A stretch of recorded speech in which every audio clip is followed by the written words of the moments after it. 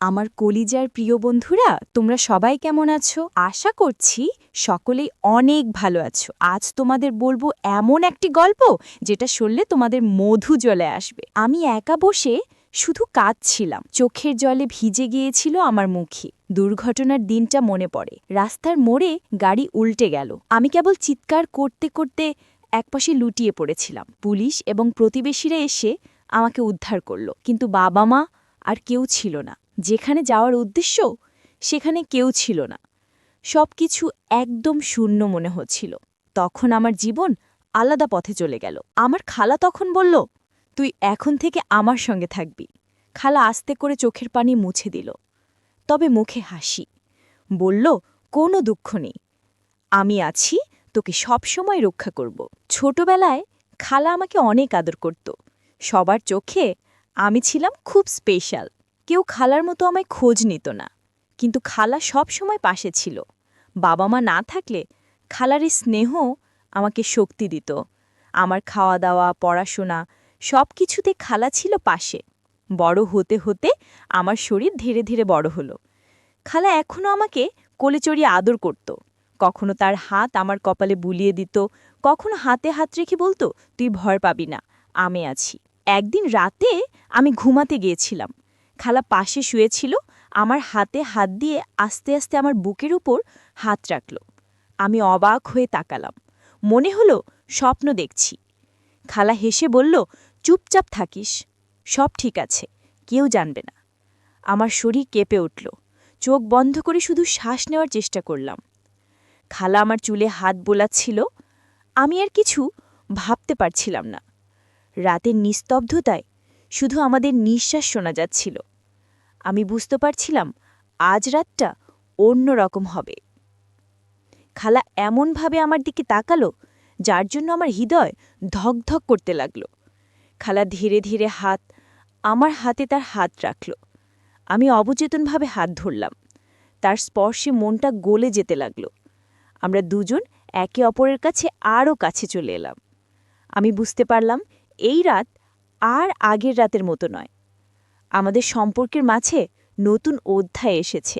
খালা আমার কপালে চুমু দিলেন। আমি চমকে উঠলাম, কিন্তু চোখ বন্ধ করে রইলাম। মনে হচ্ছিল ঘুম আর আসবে না। আমরা দুজন ধীরে ধীরে একে অপরের পাশে মিলিত হয়ে শুয়ে রইলাম। হৃদয় উত্তেজনে ভরে গেছে। খালা আমার হাত শক্ত করে ধরে রেখেছিল, আমি সরতে পারছিলাম না।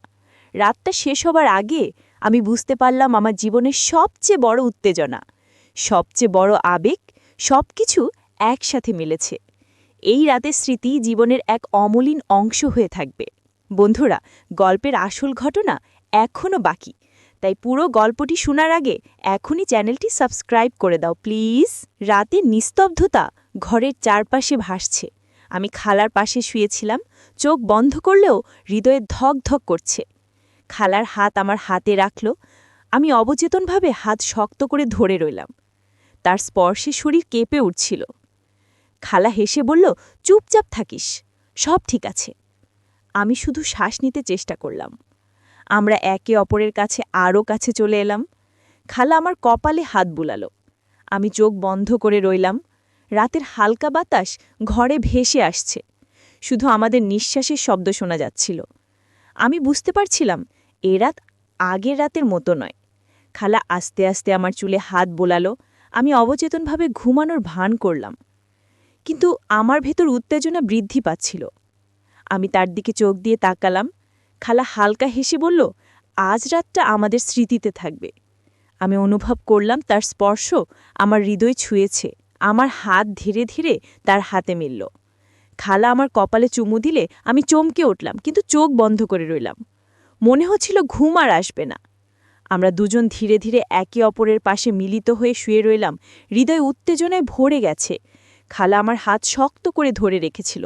আমি সরতে পারছিলাম না। রাতের আলো জানালার কাছে প্রতিফলিত, বৃষ্টি পড়ছে ছাদে। আমাদের মধ্যে অদ্ভুত শান্তি ও উত্তেজনা ছিল। খালা আমার কাঁধে মাথা রাখল। আমি বুকের সঙ্গে ওর মাথা মিশিয়ে দিলাম। মনে হচ্ছিল আমরা একে অপরের অংশ হয়ে গেছি। আমি ফিসফিস করে বললাম, খালা, আমি এই অনুভূতি আগে কখনো ভাবিনি। খালা হেসে বলল, এটা স্বাভাবিক অনুভূতি।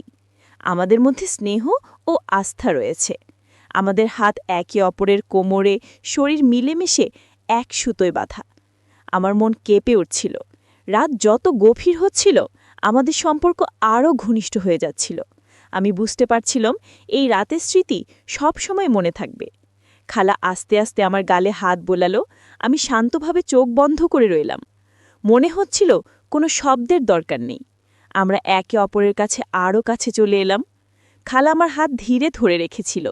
আমার শরীর কেঁপে উঠছিল। রাতের শেষ দিকে আমরা দুজন ধীরে ধীরে শিথিল হয়ে গেলাম। শরীর আর মন পুরোপুরি শান্তি পেয়েছে। সকাল তখন হালকা আলো নিয়ে এসেছে। বৃষ্টি থেমে গেছে। ঘরের মধ্যে শুধু ফ্যানের শব্দ ভেসে আসছিল। আমি ধীরে ধীরে চোখ খুললাম। খালা পাশে বসে আমার দিকে তাকাচ্ছিল।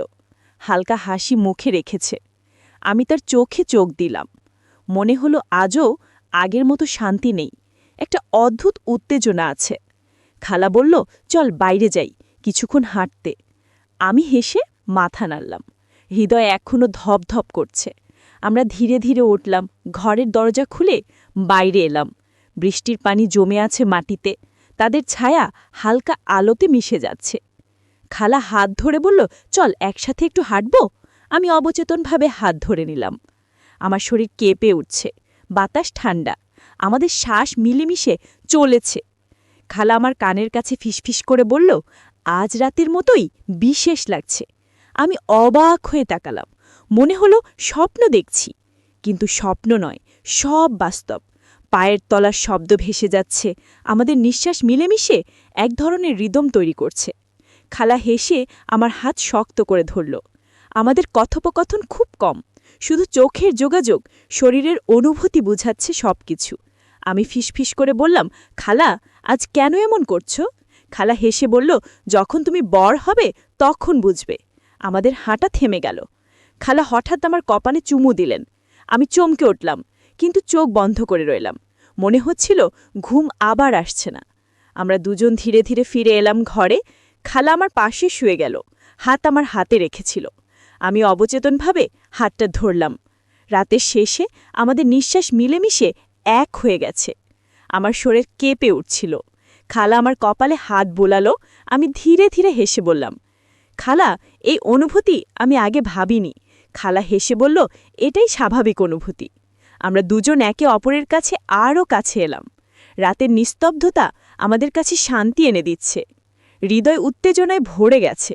আমি বুঝতে পারছিলাম এই মুহূর্তগুলো জীবনের অমলিন স্মৃতি হবে। আমরা ধীরে ধীরে ঘুমোতে শুরু করলাম। খালা আমার হাত শক্ত করে ধরে রেখেছিল।